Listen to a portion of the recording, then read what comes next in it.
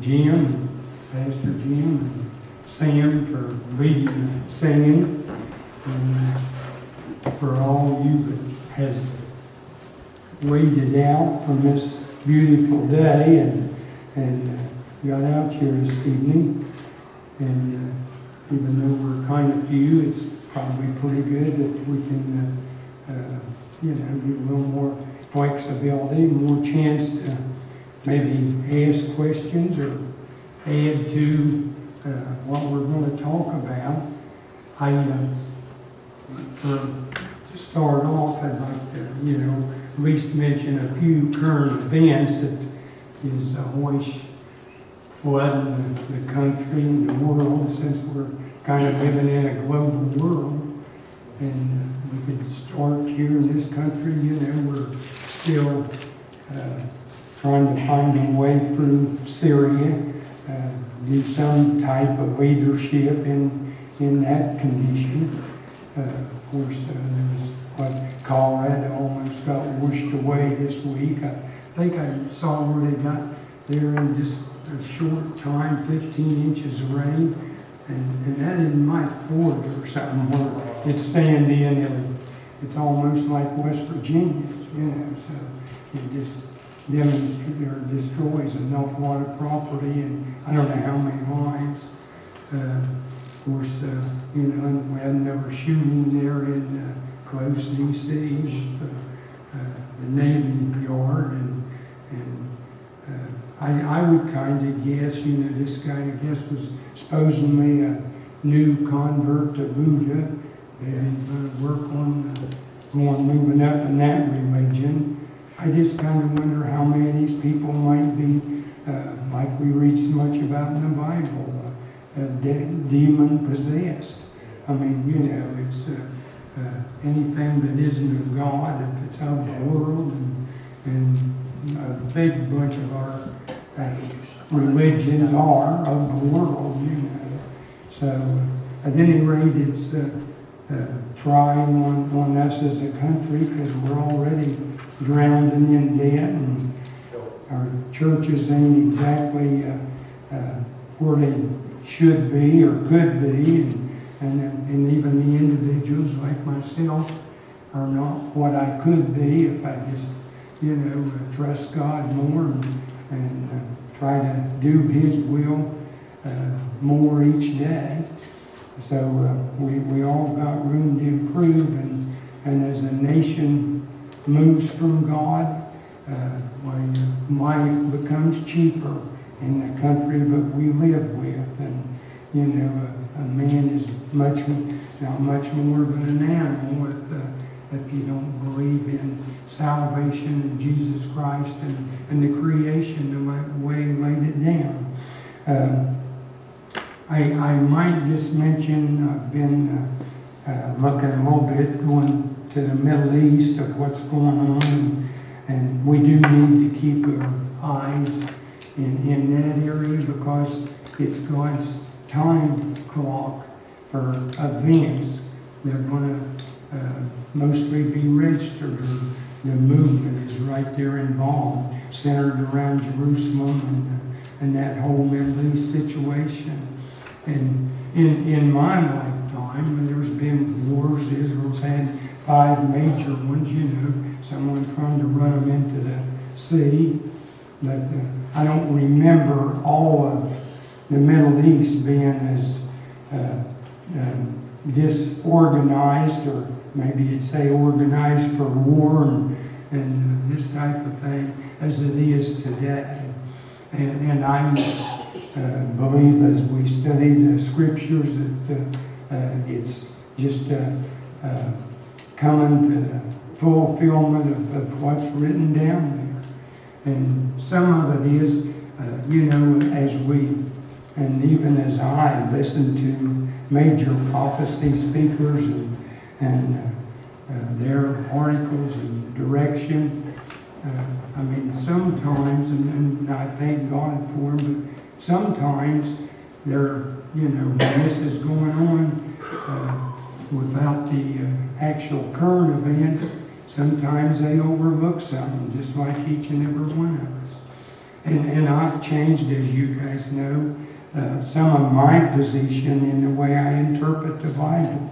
Now, I try never to just use it as this is what I believe or this is the way I'd like for it to be. I do my best to interpret the Word for God. If it says 70th week of Daniel, or I try to stick to that, I break it down into them portions. Well, I'm kind of in the process of, for a couple of years now, been looking at a little different aspect as to how these things are coming together and who's involved, who is a major player. And one of the things that I've looked at, and we know it's going to be the revived Roman Empire, but is still going to come back to power. There's only been four major powers in the world, and that has been Babylon, Medo-Persia, Greece, and of course Rome. And then this fourth beast, as Daniel describes them, is going to be revived. They've never been destroyed. We still mostly practice the government and even the rules and regulations of how to live for almost the whole world comes from Rome. And so we do see with the European Union a revised Roman Empire, a global economy already in play. But what has always bothered me just a little bit in Daniel chapter 9, and we know that whoever destroyed the temple in 70 AD is going to be the major players in what we determine the Antichrist coming on the scene. And he does this.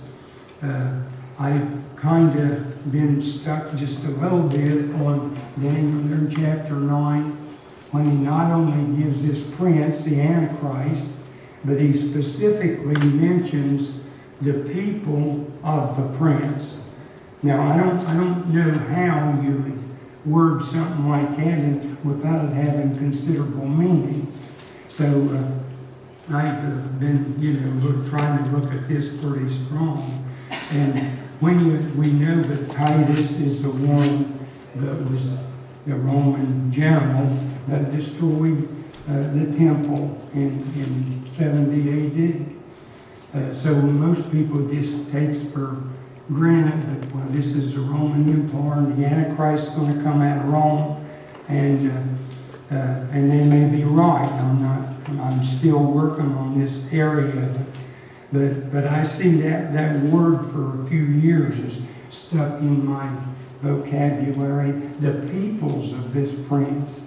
So I did, some study, and I'm not going to go into it in detail because we're going to try to answer a couple of questions here.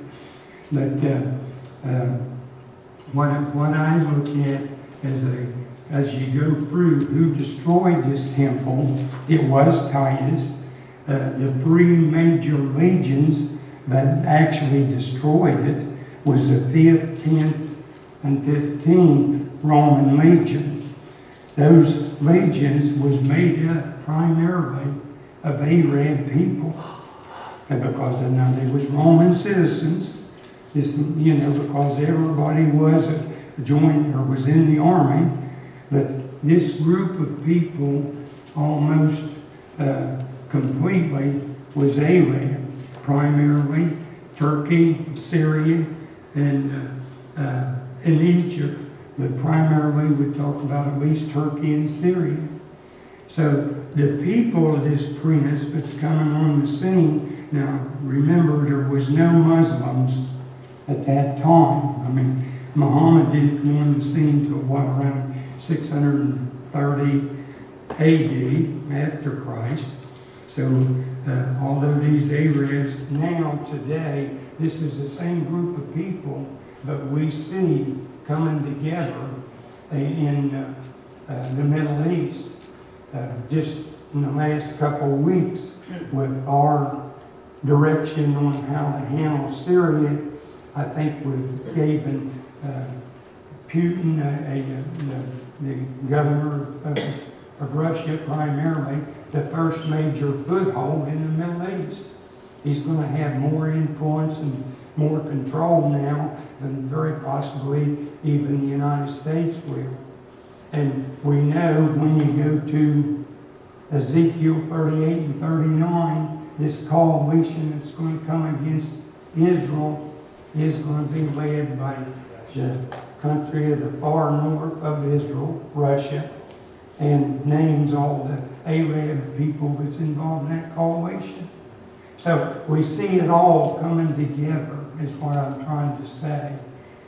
We could even go to where does the Antichrist come from? And I've had several people tell me this guy is probably the Antichrist or that one. You know, and my answer is usually I'm waiting for somebody to confirm a covenant.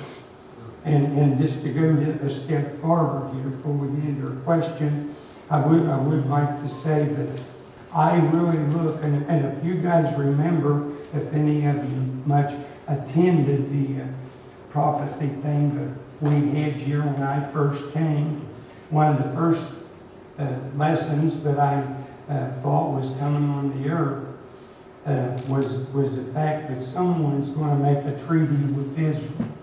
Isn't going to be the Antichrist, because he isn't going to make a treaty. He's going to confirm one already made.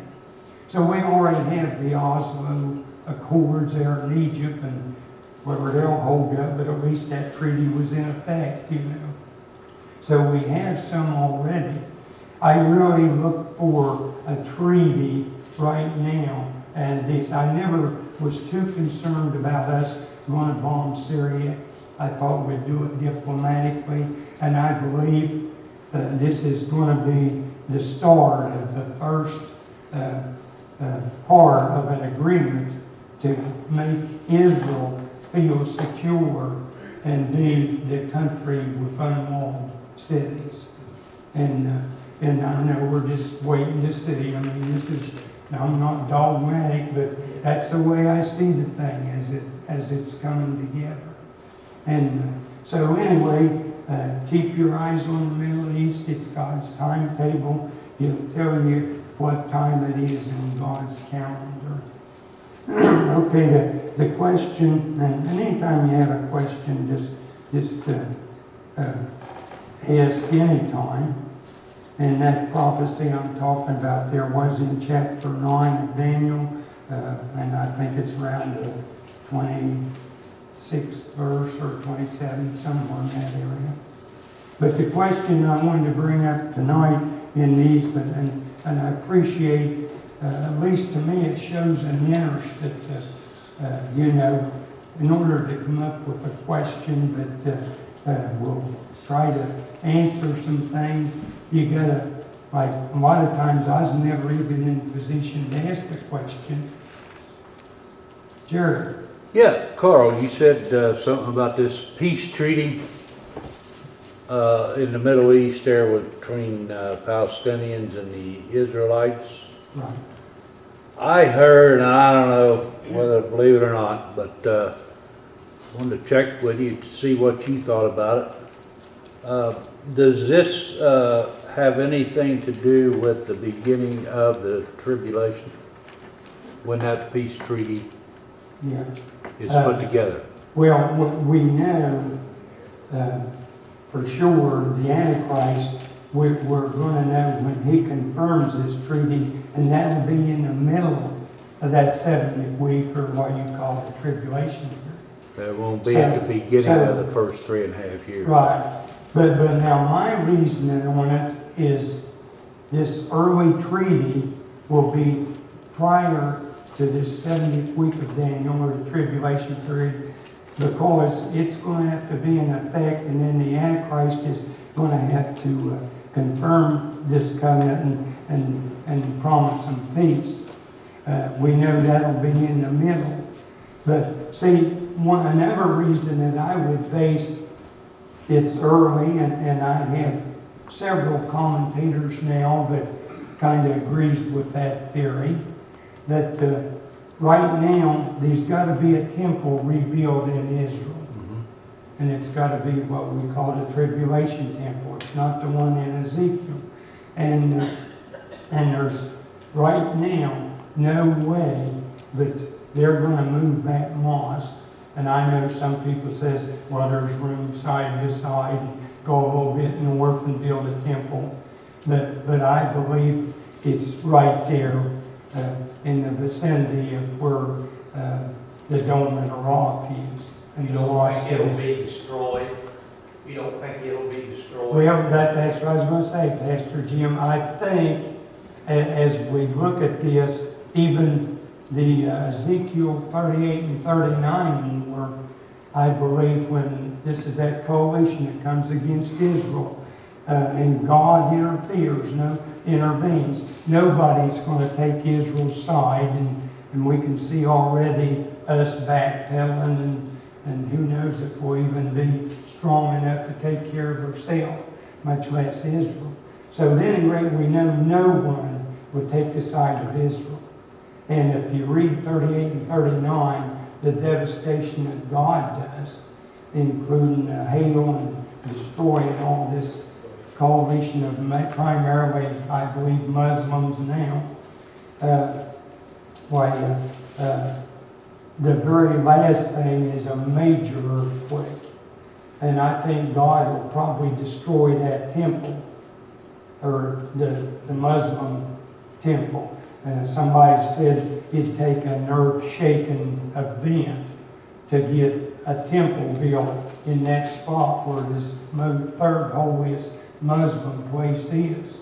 And if you read 38 and 39 of Ezekiel, it'll tell you that's bad enough, but God can wipe all that out. Not only that, he'll be wiping out all the armies of that coalition, destroying, as much as 5/6 of all their army, so the Muslims is going to be left at that point pretty much involved in war. I mean, they're going to be pretty in bad shape. So then the Antichrist can step on the scene and build that temple, which will be still early in that tribulation period you're talking about, Jerry, if not even before. And then he will be the one that leads Israel into building the temple and confirm a covenant to take care of it. And of course, we know in the middle he's going to, go against his covenant and put it. You say he's going to head up the building of the new temple? Say that one more time. Did you say that he was going to head up the building of the new temple? Yeah, I think he will authorize it, and this is the kind of thing with wiping all them nations out. It's going to give him complete control of that whole area. And, Micah tells us that the Antichrist is from Syria, or the Assyrian is called the Assyrian in Micah. So, Where's that at, Carl? probably about the 3rd chapter, I think, but I'm not real sure, I know a lot of chapters in Micah. So I don't know if that helps you, but yes, I believe all this is going to happen. And so we got a lot of things to get worse, even in our country, before we ever see it getting better. So, I've spent a little bit of time in drawing you a real dark picture of where we're going. And I will say this, the only person to trust at all in all of it is the Savior we've got, Jesus Christ himself. And he's probably right now the holdup of the one world religion, and a lot of our churches is more and more selling out to this global, universal religion. And we need to be alert to that. The first thing Jesus does is warn us of deceit. Don't be deceived. And he tells you deceit, even Daniel says it's going to prosper. the main person, the first rider on the white horse is the Antichrist, carrying a bow and no arrows. He's going to bring in peace. And so it's all deceit. And this is the reason it's important that we be here tonight or in your study at home, spend some time in what's a-coming on. And some of it we got to put history together to know for sure what's already been accomplished and what is. So we'll switch gears a little bit, and the question I had is the one I wanted to look at tonight.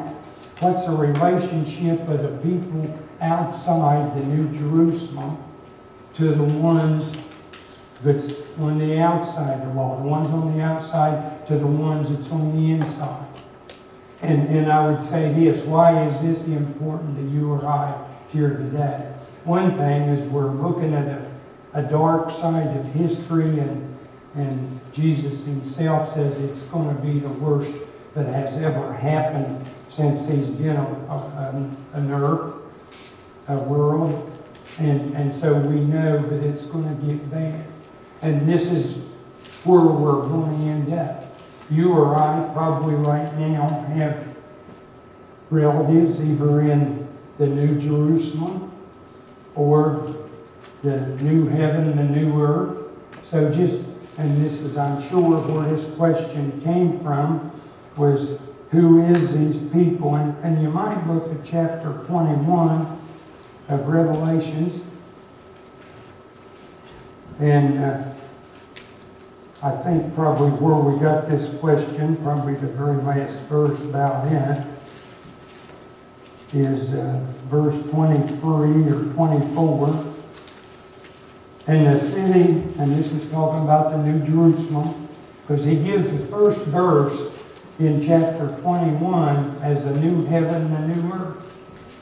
And then he immediately goes from that into the New Jerusalem. So the rest of the chapter, 2 through 27, has to do with the New Jerusalem. So I just read a little bit here, and I think this is probably where we got the question. And the city had no need the sun, neither moon, to shine in it, for the glory of God did lighten and lighted it, and the Lamb is the light thereof. And the nations of them which are saved shall walk in the light of it, and the kings of the earth to bring their glory and honor into it. Now this is the kings of the new heaven and the new earth is going to come in. We might call this a glorious highway from earth to New Jerusalem. And they shall bring their glory and honor of the nations into New Jerusalem, is where we're talking. And there shall in no wise enter into it anything that defieth, neither whatsoever worketh abomination or maketh a lie, but they which are written in the Lamb's book of life. So, and that's, I'm sure, where this question comes from. Who is these people that they're not allowed in the New Jerusalem? And we could even tie this into one of the other questions that says, in heaven, would we not mourn the death of the people outside the New Jerusalem? And this is, where we're seeing back in chapter 20 that a bunch of people in the millennium, which to set the stage just a little bit here for us as we look at it, and I'd like to do this kind of in order to give you some idea, and I'll at least mention or tell you the scriptures that we can look up. And the people that I believe are in these two places. And we'll go number one, the New Jerusalem, since that's what we're talking about. Who are the people in the New Jerusalem? Well, Jesus told us, and I'm sure Pastor Jim uses that scripture in John 14 a lot of times, the first 2 or 3 verses, And it says Jesus is going to prepare a place for us. And if I go and prepare a place, I'll come again to receive you unto myself. But where I am, there you may be also. Okay? The ruler of New Jerusalem at this point and for eternity is Jesus, God, the Holy Spirit. He is there's no temple, there's no need for the sun. I don't say there won't be sun and moon on the new earth, but it's not needed in the New Jerusalem. And the scripture, as we read it, tells you that John saw it coming down out of heaven to this new earth. And it never says that it comes and completely rests on it. I kind of take it like a chandelier over the new heaven and the new earth. Here's this new Jerusalem, the bright lights and God rule. The people let's just go ahead and say who these people are in the New Jerusalem. Jesus said we're going to be with Him. And if you would look in your scriptures, and we got maybe like 15 minutes, but if you want to read any of these, we will. But I think most of us are familiar with Thessalonians chapter 4, starting at verse 17. Is the rapture of the church? And in so many words, God is saying when He comes, first thing He's going to do is the graves will be open, and He's bringing the souls of those that we have right now. I have parents, brothers in probably the New Jerusalem, and He's going to bring them with Him, and their body's going to come out of the grave, and we're going to have a glorified body, just like Christ had when He was resurrected. And in the same period of time, the Christians that is alive at that point is going to be next, drawn to Him in the clouds, and they're going to have glorified bodies. And this is the people that's going to inhabit the New Jerusalem. It is from all ages, from Adam through the second coming of Christ. The ones that has died during that period. And we're going to, as you read these scriptures, you'll find that we're going to help Christ rule the new heaven and the new earth. And He's going to do it from this New Jerusalem. How far above the earth it's going to be, I don't know. It'd have to be anti-gravity as we know it today, if it's just going to hover over it. Well, the size of it's about the size of the earth. Yeah. Or, it's huge. Oh, yeah. Look at that, it's 4 square or whatever. What is it?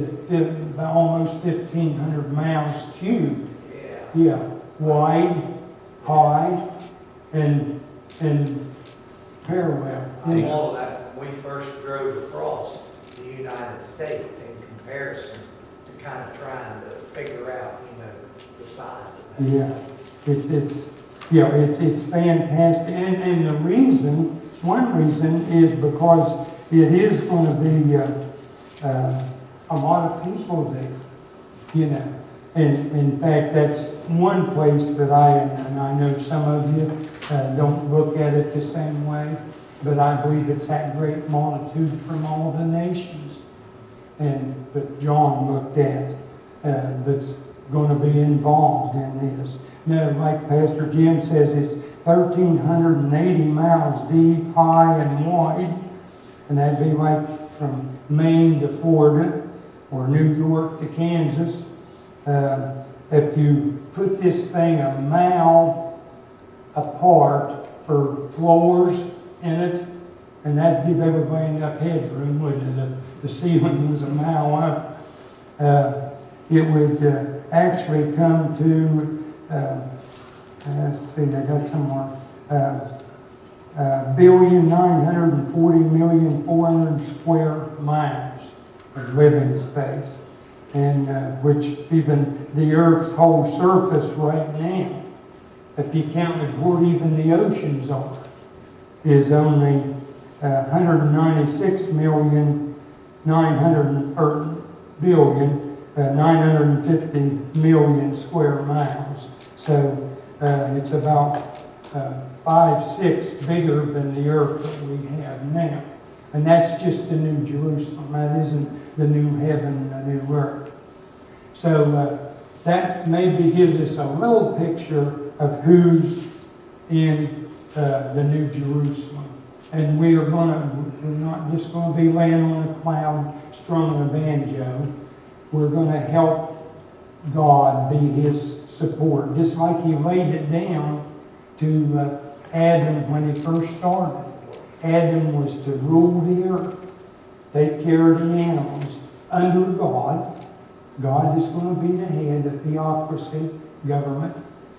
And this ain't going to change when it comes back in.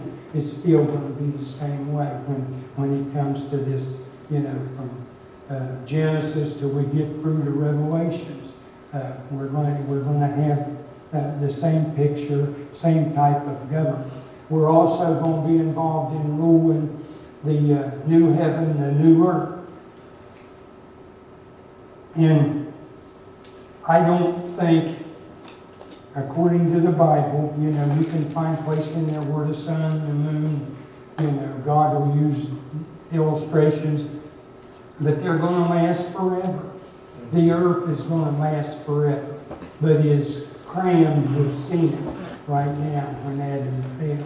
It brought the whole creation with it, including the animals, and we see it in their eyes as there's pain and suffering, and we see it in humanity with the suffering, as even we have our prayer requests of the suffering that goes on. Just if you don't believe it, walk in the hospital sometime and go or even nursing homes. Always like where it says there'll be no more curse.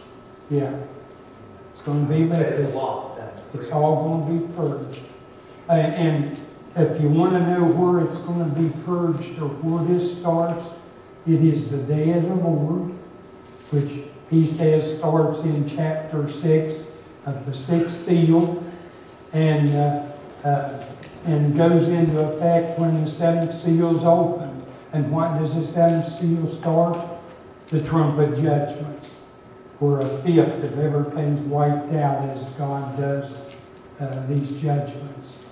He's going to complete it with the bowl judgments. And this sin is going to be completely, the earth's going to be cleansed, renewed, however you want to put it, and still the same earth, but a brand new one. It's like a completely remake.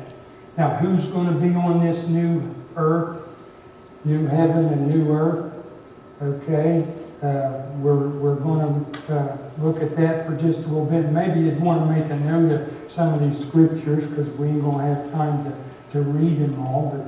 But and I think most of us is familiar with this. In Matthew 25, 31 through 40, verse 31 through 40, is the very example of Jesus judging the world. Brings all the nations in front of him.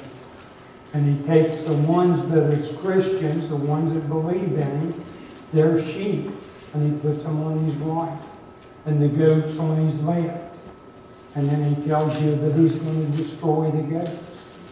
And the sheep is going to be taken care of forever. Now, these sheep are ones that went through after the rapture of the church. Then they're all in the New Jerusalem.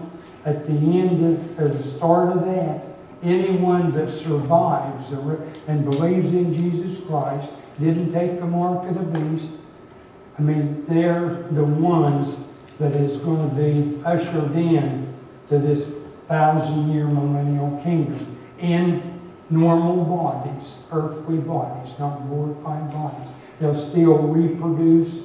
They're going to be But it's going to be completely sinless at that point. But sin isn't taking care of you, but it will. God's going to rule with a rod of iron. That's how He's going to keep it straight. Not everybody's going to be completely committed. The ones that go in are Christians, got their name in the Lamb's Book of Life. This is one section that goes in. And of course, as you read chapter 20 of Revelations, you know that the ones that are killed, beheaded, and still wouldn't take the mark of the beast. I know I would just look there real quick. Verse, and when the 1,000 years expired, in verse 7 of chapter 20, are expired, Satan shall be loosed out of prison. And of course, the start of this chapter, start of this king, or the millennial kingdom, 1,000 years, he's thrown in an abyss and locked up. And of course, at the end of it, he's turned loose again.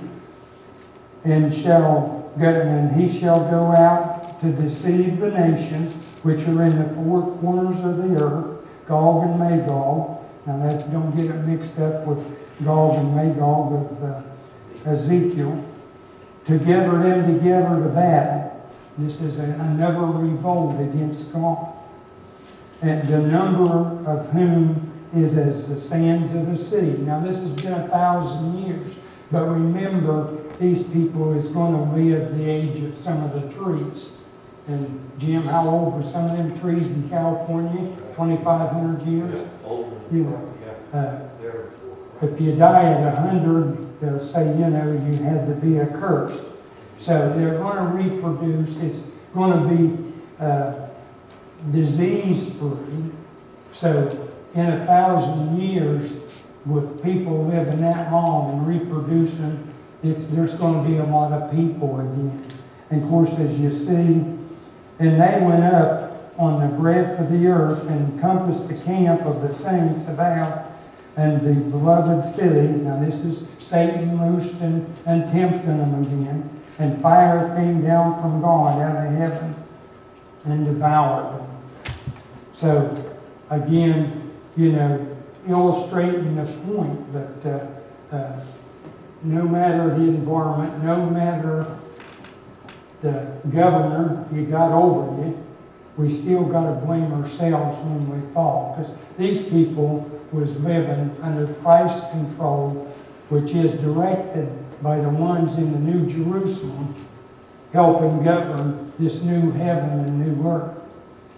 So as we this group, of course, the ones that was left are the ones that was righteous to start with. The ones that was procreated by humans is the ones that revolted again. And So sin's going to be there during that millennial reign. Sin will be there. yeah, oh yeah, just God's going to keep it under Sure. control because Sure. he does it with a rod of iron. You know, Carl, I thought something about that.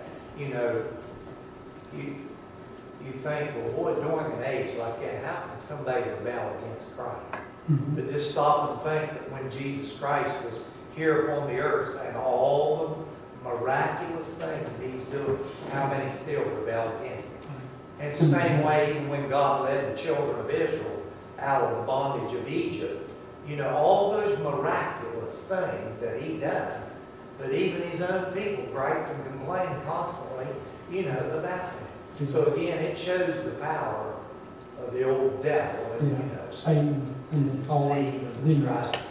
Exactly. And this kind of gives us a good picture, and you got to kind of keep these chapters maybe separated. Chapter 20, of course, it goes on and tells you that, you know, the dead at that point, Daniel goes back and doesn't put any time period, but it's going to be at least 1,000 years between the resurrection of the sinner, the ones that didn't accept Christ when he was on this earth. And that takes you into the great white throne judgment. you know, of everyone.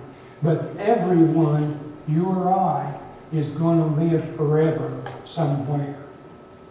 And the only choice to make is accept Christ and be on the right side. So even the persecution as we go through this 70th week of Daniel, not the parts that we do or wherever it gets, you know, devastating. I mean, a loss of life would be minor compared to what is ahead for us. I mean, it's just the beauty of that is what we are the bride, right? The bride of Christ, the church is. And if you notice that New Jerusalem that we're going to go into is the pearls, the foundations, the gold that it's made, and it is as the bride adored for her husband. I mean, what would she wants everything perfect, right? And that's what God's describing in the New Jerusalem. She'll probably want a gold wedding band. And we're going to have streets of gold. The city foundations is pearls. She'll probably want a string of pearls, you know, when she gets married. If it was done the way she would all dream of. And now I know that ain't all of them, but God can. He can. The bride of the church is going to reap all of those benefits. So, yeah, like Pastor Jim says, see, we're born to inherit all of our problems from Adam, the fall of man. God's going to bring it all back. But we can't just go through life, you know, nonchalant. We got to make a choice. Because if we don't make a choice, the choice is already made. We got to get our name in the Lamb's Book of Life. Right. And this is this story, but we got to go out and tell all the people in Parkersburg that didn't hear. And since we're a small number, that's going to give us all 1,000 apiece to go see tomorrow, you know. Whatever it is. But yeah, it does show the urgency of letting our light shine and being what we should be. Is there any other questions? I mean, I know this is covering it pretty quick. Carl, before you were asked, the question you were asked about who's going to be in the New Jerusalem would not be knowledgeable like you are about all training. Right. It's those whose name are written in the Lamb's Book of Life, right? Yeah. Exactly. That's right. Yeah. Up until the rapture is going to be in the New Jerusalem. Right. Anybody after that is going to be ushered in physical bodies into the new heaven and new earth. That's So what I really said. you can think of it just from Adam all the way to the second coming of Christ. Every one of those that are Christians is going to be in the New Jerusalem. I like what Titus says. He says, "For the grace of God that brings salvation has appeared to all men."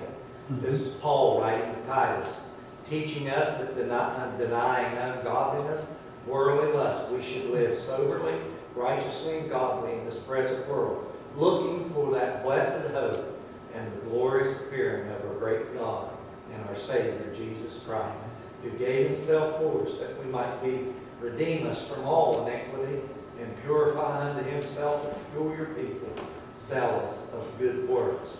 These things, Paul said to Titus, speak and exhort and rebuke with all authority. Let no man despise thee. Isn't that good? Amen. Yeah. I don't know if you got all the scriptures, but because you know we couldn't read them all tonight. If you have a note and you wanted to, for the ones that is in the New Jerusalem, of course, Revelation 21:27, there's where this came from. Matthew 25, the sheep and the goats, that's verse 31 through 40, and the sheep's going to be there. Isaiah 65, 17 and 18, or 17 through 21, maybe make it. Ezekiel 20, 33 through 38, and Revelation 27 through 10. is what I believe they are. Now, there is one other little part, and I think I'll just mention this real quick, because we're all out of time. There's going to be a lot of Israel goes in, and they're going to inhabit the old Jerusalem. And it's going to be built there in Ezekiel 38 and 39 by God. And a third of the Jews is going to survive this whole, as Jerry calls it, tribulation period. And they're going to go be in the new heaven, the new earth, and they're going to rule Jerusalem. It sounds like he's going to have King David resurrected and under Christ at the new Jerusalem do the ruling in the old Jerusalem. And it's going to be a beautiful place too. But these are the nations that can come into the new Jerusalem that we're talking about. And then that one is Ezekiel 13, 8 and 9. Tells us that a third of Israel will be saved. That's where Ezekiel says all Israel will be saved. So yeah, the kids is coming out and we better go. But if you have more questions on this, the next time we have one, like just refers back to it and we'll go again. Let's pray. Father, thank you for just loving us and giving us your word and preparing all that you have for us. And just help us to do that very simple thing. Who shall pride in the corner and say, you alone are God. And we commit our lives strictly to you. And from now on, believe solely in you, the only person, the only God that can take care of us through this whole thing, the tribulation that the earth's in and going to even get worse.